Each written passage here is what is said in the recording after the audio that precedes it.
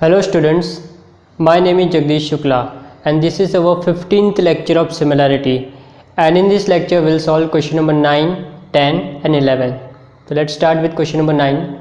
9th question आपका activity है, already मैंने लिख दिया है, पढ़ लेते क्वेश्चन में क्या गिवन है. In triangle P Q R P M आपका मीडियन है. मीडियन का मतलब क्या होता है, आपका ये दोनों पार्ट इक्वल होगा, क्यू एम और एम आर,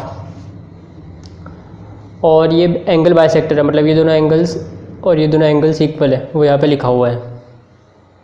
अपने को प्रूव करना ये लाइन इसके पैरेलल है.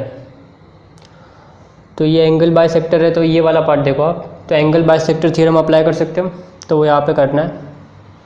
तो देखो in triangle P M Q रे आपका एम एक्स क्या आपका एंगल बाइसेक्टर है, तो इसका जो रेशियो सेम होगा पी एक्स और एक्स क्यू, और ये पी एम और एम क्यू.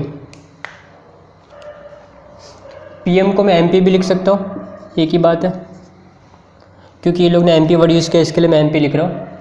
और यहाँ पे आपका एम क्यू हो जाएगा ये अपॉन ये, और ये एंगल बाइसेक्टर थ्योरम आप याद करो अपॉन एक्स क्यू, ठीक है, bye angle bisector theorem. Same यहाँ पे ये एंगल बाइसेक्टर है, तो ये ट्रायंगल पी एम आर में, तो same M P upon M R, M P upon M R और P Y upon Y are.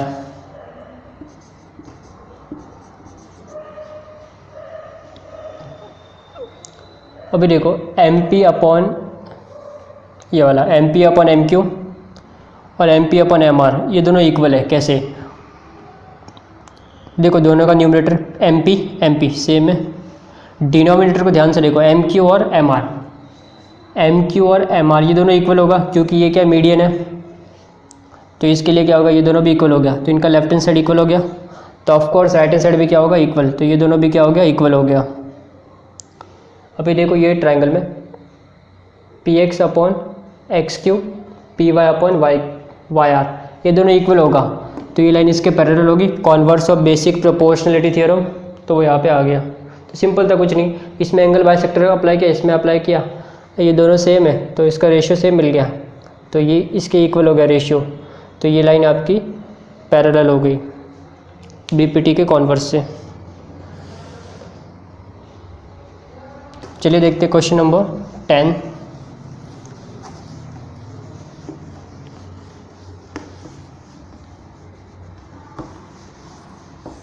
Question number 10 को इम्पोर्टेंट मार्क कर लीजिए, थोड़ा सा अच्छा क्वेश्चन है, ट्रिकी क्वेश्चन है.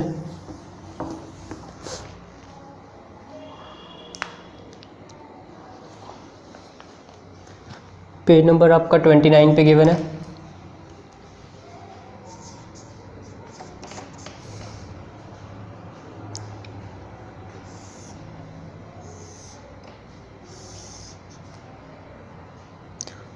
ट्रायंगल ए बी सी और एक एंगल बी का बाइसेक्टर है,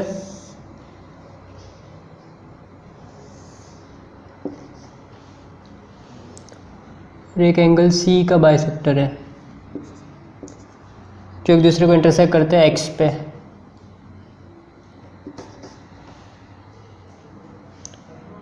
तो ये दोनों इक्वल है और ये दोनों इक्वल है, तो सेम लास्ट क्वेश्चन के वैसा ही है कुछ. और क्या गिवन है, ए बी 5 है, ए सी 4 है एंड बी सी 6 गिवन है. और अपने को रेशियो फाइंड आउट करना है ए X upon X Y, A X upon X Y कितना होगा. ठीक है, यहाँ पे भी दो एंगल बाइसेक्टर है, तो हम एंगल बाइसेक्टर की प्रॉपर्टी यूज़ करेंगे. तो ray B X bisects angle B in triangle A B Y, in triangle A B Y ray B X bisects angle A B Y. Same angle bisector बार बार use करना है अपने को, और कुछ नहीं. तो A B upon B Y A B upon B Y equals to A X upon X Y. A X upon X Y ये कहाँ से आया? Angle bisector theorem.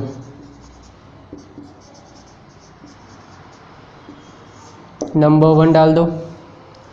फिर से एक बार एंगल बाइसेक्टर थ्योरम अप्लाई कर दो इसमें। In triangle A C Y ray C X bisects angle A C Y. C को बाइसेक्ट करता है, तो यहाँ पे भी फिर से A C upon C Y Y C, A C upon Y C और A X upon X Y. Reason same, angle bisector theorem. Angle bisector theorem. Number 2,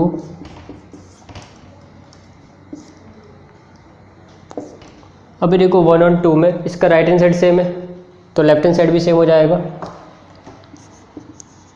A B upon B Y equals to A C upon Y C from 1 and 2, from 1 and 2।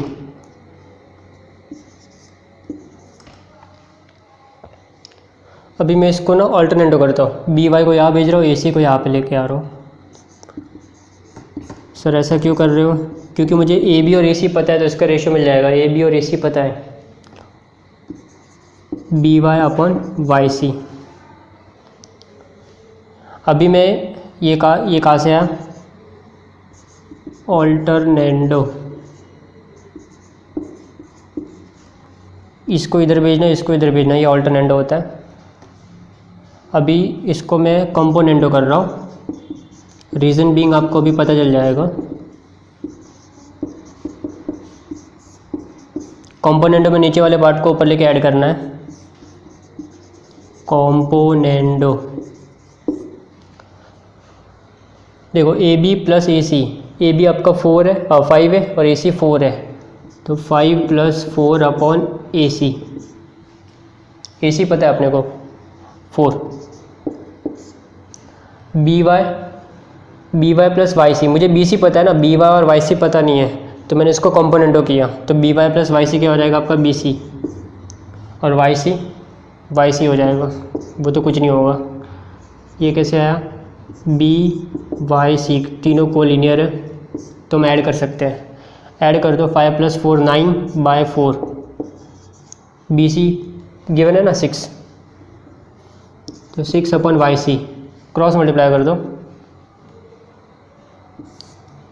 6 × 9 sorry 9 × Y C, 9 × Y C 6 × 4, तो आपका Y C कितना आ जाएगा? 6 × 4 upon 9, 3 2 ज़ा 3 3 ज़ा। Y C आपका आ गया 8/3। But अपने को वाई सी नहीं ढूंढना, अपने को क्या ढूंढना? ए एक्स अपॉन एक्स वाई। अभी देखो ए सी पता है, अभी ये ले लो ये part from second. A C upon Y C equal to A X upon X Y. A C मुझे पता है 4 है और वाई सी मिल गया 8/3 है।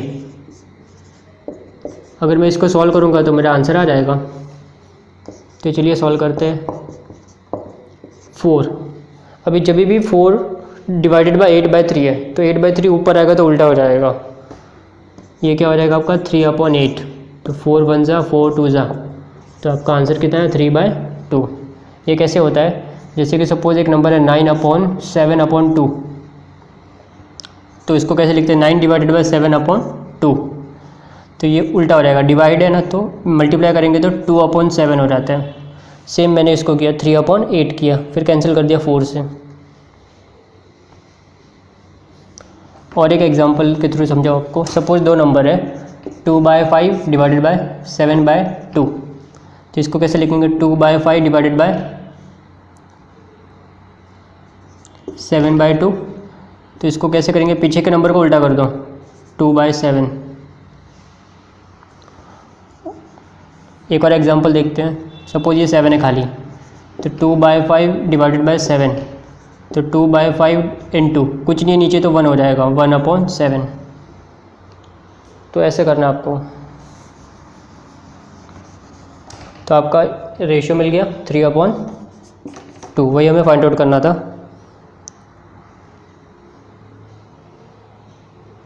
चलिए नेक्स्ट क्वेश्चन देखते हैं, लास्ट क्वेश्चन आज के लिए।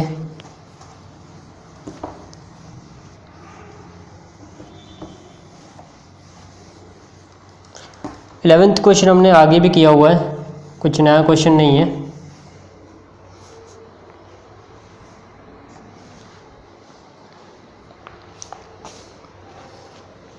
एक क्वाड्रिलेटरल गिवन है,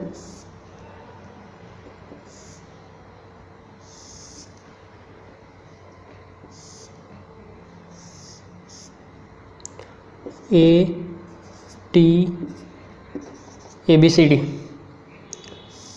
और BD एंड AC उनके डायगोनल्स है जो इंटरसेक्ट होते हैं पॉइंट P पे। तो गिवन क्या है अपना, क्वेश्चन में दिया हुआ है सब कुछ।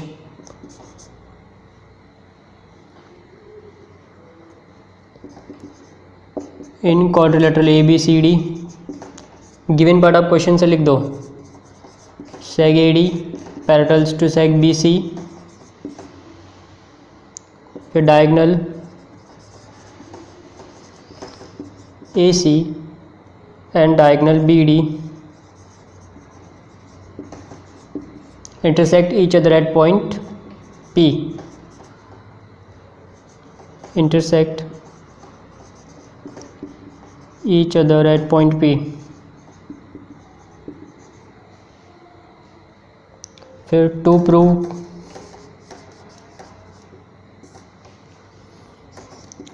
AP upon PD equals to PC upon BP। Ratio prove करना है, बहुत सिंपल है क्वेश्चन, तो कुछ है नहीं उसमें। प्रूफ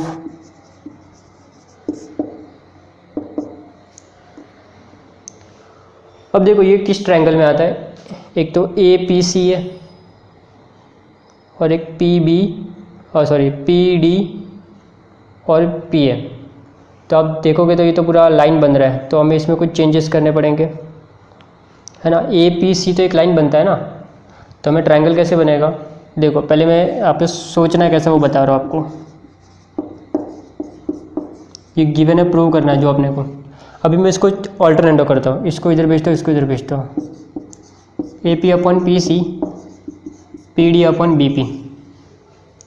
अब देखो APD ट्रायंगल बन गया और नीचे ये वाला ट्रायंगल, इसका देखो AP और D, PC और B, PC और B, ये दो ट्रायंगल बन गया। अब इन दोनों ट्रायंगल को सिमिलर प्रूव करना है, बहुत ही सिंपल है। ये लाइन पैरेलल है तो ये ऑल्टरनेट एंगल हो गया, और ये भी ऑल्टरनेट एंगल हो गया, ये वर्टिकली ऑपोजिट एंगल हो गया। तो तीनों एंगल पता चल गया, दो ट्रायंगल सिमिलर तो साइड्स प्रोपोर्शन में, फिर इसको ऑल्टरनेटो कर देंगे, आंसर आ जाएगा। तो जो गिवन पार्ट है और जो प्रूविंग पार्ट है, प्रूविंग पार्ट से स्टार्ट करने का कि इसको कैसे हम सिंप्लीफाई कर सकते हैं और क्या क्या अपने को दिया हुआ है, फिर अपने को मिल जाएगा सब कुछ। तो पहले एंगल निकाल लेते हैं, फिर बाद में प्रूव करते हैं। पहले देखो ये सेग दिया हुआ है ना, side seg AD parallels to seg BC, and transversal का नाम मैं ये ले लेता हूँ BD, and seg BD is their transversal. तो ये आपका ऑल्टरनेट एंगल हो जाएगा, इसका नाम क्या, ADP। Therefore angle ADP congruent to CBP।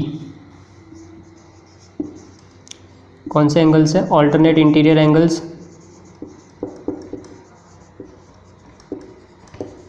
तो जेड फॉर्म करते हैं। नंबर 1 डाल दो,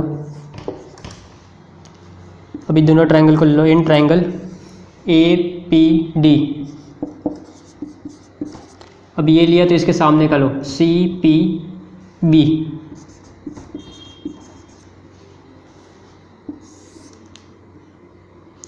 अभी पार्ट 1 तो ऊपर लिखा हुआ है, angle A D P congruence to angle C B P. A D P C B P, ये कहाँ से है, फ्रॉम 1। अब दूसरा हम लोग वर्टिकली अपोजिट एंगल ले लेते हैं, A P D, angle A P D congruence to C P B. ये कौन सा एंगल है, वर्टिकली अपोजिट एंगल्स। ये आप दोनों ऑल्टरनेट ले सकते थे, ये भी चलेगा। 2 एंगल लेके कर देने का, 3 एंगल लेने के लिए टाइम वेस्ट नहीं करने का। 2 एंगल सेम है, कॉन्ग्रुएंट है, तो ट्रायंगल्स क्या हो गए, similar. A P D similar to triangle C P B. कौन सी प्रॉपर्टी से आया, डबल ए सिमिलैरिटी टेस्ट। जब 2 ट्रायंगल सिमिलर होंगे तो सारी साइड्स प्रोपोर्शन में होगी, बट अपने को सब साइड नहीं लिखने, जो नाम चाहिए, ए पी चाहिए, तो ये रहा ए पी। ए पी के सामने क्या है, पी सी। अभी सी पी है तो सी पी को मैं पी सी लिखता है, यहाँ पे पी सी दिया है ना, इसके लिए। फिर और क्या चाहिए, पी डी चाहिए, लास्ट 2 लेटर्स पी डी, और यहाँ पे क्या, पी बी। पी बी की जगह मैं बी पी लिखता हूँ, बी पी दिया इसके लिए। पी बी और बी पी एक ही बात होती है। अभी देखो इसके हिसाब से अरेंज करना है ना, इसको ऊपर भेजना, उसको नीचे लेके आना है, तो ऑल्टरनेटो कर देंगे, A P upon P D और पी सी अपन बी पी, इसको बोलते हैं ऑल्टरनेटो।